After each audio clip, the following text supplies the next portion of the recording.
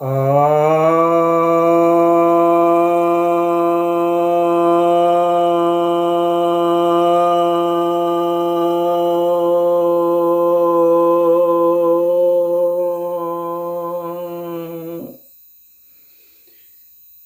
भक्तजनों को सप्रेम नमन। भक्तों, एक विवादित मामला आया है आत्मा के संदर्भ में। जो जग्गी वासुदेव हैं, काफी लोकप्रिय संत हैं, उनका यह कथन आया है। कुछ लोगों ने जिज्ञासा की है कि उनका कहना है कि आत्मा का अस्तित्व तो किसी काल में नहीं होता है।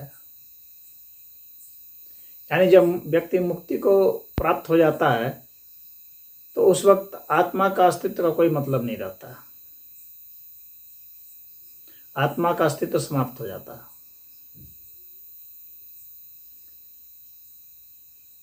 और आत्मा जो है उनके अनुसार एक फिक्शन है।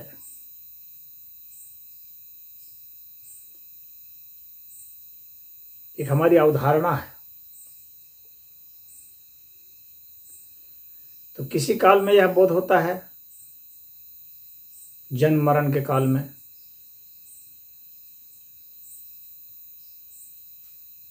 अन्यथा यह जो है यह बोध नहीं होता है।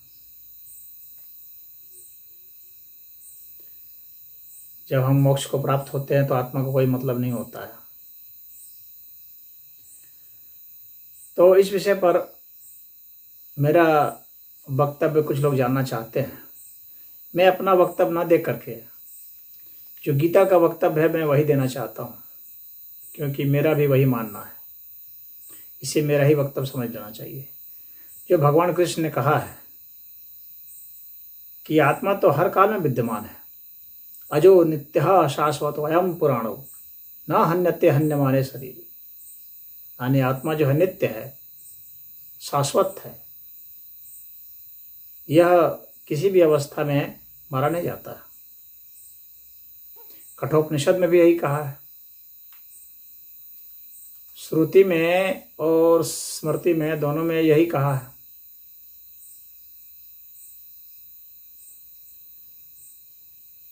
तो गीता के इस 27वें श्लोक में यह कहा गया है, तो 20वें श्लोक में, तो यह जो है 17वें श्लोक में भी इसको अविनाशी कहा गया है। अविनाशी तु तत्विद्धि येन सर्वमिदं ततम्। यह अविनाशी है, फिर इसका नाश कैसे होगा। 21वें श्लोक में भी कहा गया है कि वेद अविनाशिनम नित्यम या एनम अजम अव्ययम। जो इसे जानता है कि यह अविनाशी है, यह नित्य है, ये अजन्मा है और अव्ययी है, वही यथार्थ में जानता है।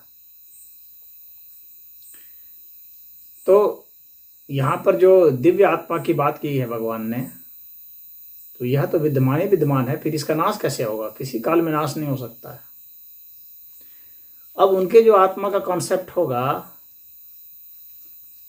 कि वह किसी समय नष्ट हो जाएगा जब मोक्ष को प्राप्त होगा। भाई, मोक्ष को कौन प्राप्त होगा?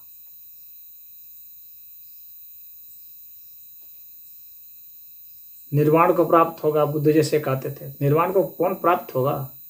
कौन सा ऐसा तत्व है जो निर्वाण को प्राप्त होगा? जो तत्व निर्वाण को प्राप्त होगा वो नष्ट कैसे हो जाएगा? प्राप्त ही हो गया तो फिर उसको नष्ट होना कैसे कहेंगे? फिर वह मूल तत्व नहीं हुआ। और यहाँ आत्मा को मूल तत्व कहा गया है, जो कि अविनाशी है। यदि हम एक बूंद सागर में मिल जाए, पानी के बूंद, तो वह नष्ट नहीं हो जाता है। सागर में मिलने का अर्थ यह नहीं है कि वह नष्ट हो गया, उसकी अपने सार्वभौमिक पहचान हो जाती है, इतना है। उसका नष्ट, वो नश्वर नहीं हुआ। तो आत्मा परमात्मा के साथ मिली ही हुई है, उसको मिलना भी नहीं है, आपको बस फील करना है कि वह मिली हुई है, महसूस करना है। तो उसका नाश नहीं होता किसी काल में। जिस आत्मा के वैसे कई प्रकार बताए जाते हैं, तो जो यहाँ दिव्य आत्मा की बात की गई है, मैं उसकी बात कर रहा हूँ। वैसे आत्मा सूक्ष्म आत्मा भी है, जो एक शरीर को छोड़कर दूसरे शरीर को धारण करती है। देह आत्मा भी है, भूत आत्मा भी है, यानी भौतिक तत्व का भी आत्म स्वरूप है, शरीर का भी आत्म स्वरूप है। देह आत्मा, जीव आत्मा, शरीर के साथ जब दिव्य आत्मा का, सूक्ष्म आत्मा का के संदर्भ में जब हम लोग बात करते हैं, तो उसको हम लोग जीवात्मा कहते हैं। तो यह जो है नश्वर नहीं है। हाँ, अगर आप सूक्ष्म आत्मा की बात करें तो निश्चित ही वह जो उसका जो उसमें, चूंकि सूक्ष्म आत्मा में सिर्फ दिव्य आत्मा ही नहीं विद्यमान है, बल्कि जो परिवर्तन स्वरूप जो और तत्व हैं वे भी विद्यमान हैं, जिसको आप मान सकते हैं कि परिवर्तन होने के कारण उसको आप पदार्थ कह सकते हैं, ऊर्जा कह सकते हैं। तो ऊर्जा स्वरूप भी उसमें विद्यमान है। तो वे सब बात तो उस स्तर तक तो सही है कि वहाँ तो परिवर्तन होते हैं, लेकिन जो दिव्य आत्मा है उसका तो किसी अर्थ में विनाश का संभव ही नहीं है। वह तो विद्यमान ही विद्यमान है, वह शाश्वत स्वरूप है, सनातन स्वरूप है। तो इसलिए मैं यह नहीं मानता कि मोक्ष के समय जो है यह आत्मा का समापन हो जाता है और आत्मा नाम की कोई चीज़ नहीं रह जाती है, जैसा कि जग्गी वासुदेव मानते हैं, और यह शास्त्रों से भी प्रमाणित होता है। तो मैं समझता हूँ कि वे शास्त्रों का सही निरूपण नहीं कर पाए, अन्यथा फिर ऐसी बात नहीं करते। क्योंकि भगवान कृष्ण वेद व्यास से बढ़कर के तो वे ज्ञानी नहीं माने जा सकते। पूरे भारत की, पूरे ऋषियों की परंपरा है जो सही है, और अनुभव में भी यही आता है कि जो है उसका नाश नहीं हो सकता, और वह सूक्ष्माति सूक्ष्म तत्व है। वह विभाजन और संयोजन से परे का है, और जो नाश का शब्द का प्रयोग होता है सदैव वहीं तक प्रयोग होता है जहाँ विभाजन और संयोजन होता है।